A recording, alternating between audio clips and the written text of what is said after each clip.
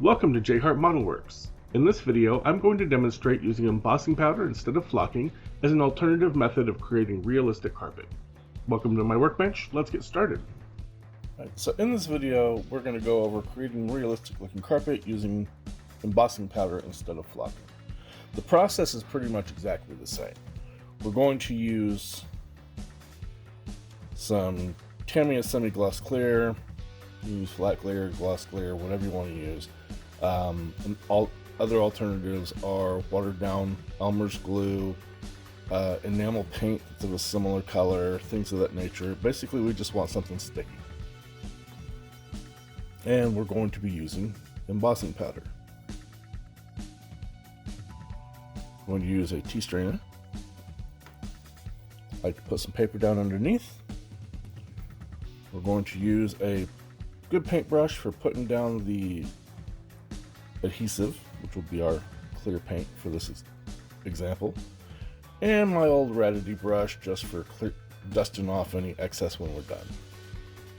I've already checked and looked, and I know that the seat sits on these and it sits up above the surface, so there should be no problem at all with actually applying all the way down here. So we don't have to stop at the seat. If we don't want to, we can actually go all the way around front to back. So we're going to get set up by loading up some embossing powder into the tea strainer.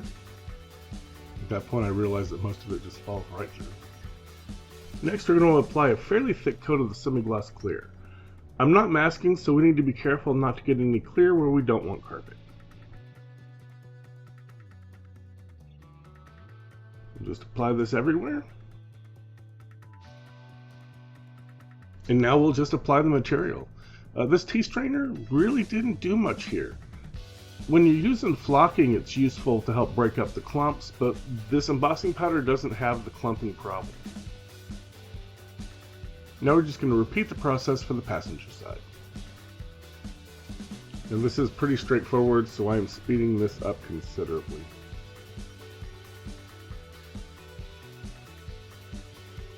You'll see as I add more material, it's so tiny it just falls through the strainer.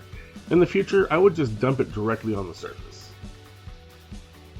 Now we'll just tap and brush off any excess, and our carpet is complete.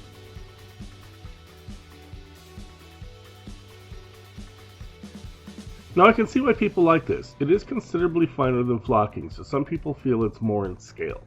Personally, I don't have an issue with either method. One of my concerns with the embossing powder method, though, is that most of the colors are some form of metallic, and they're very sparkly. Carpet isn't metallic, and it's not sparkly.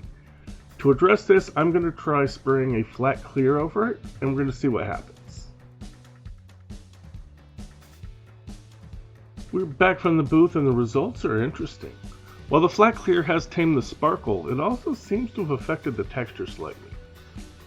I'm going to go ahead and spray the other half, as I've already done the first half. I just wanted to show you the difference while it was clearly noticeable.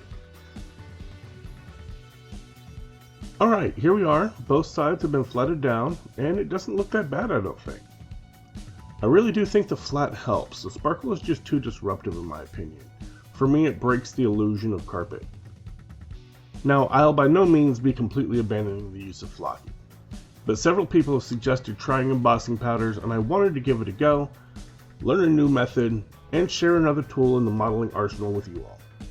While I'll not be abandoning flocking, I can see areas where this would be very useful and may be a better option, especially in newer cars, I think, where the carpet pile is a bit tighter these days.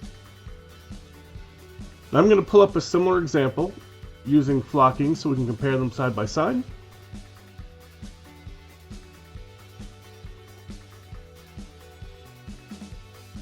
And that's going to wrap this one up.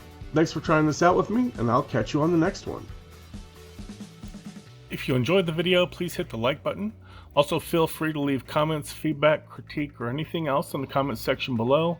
I enjoy interacting with all my viewers in the comment section and try to reply to all the comments I receive.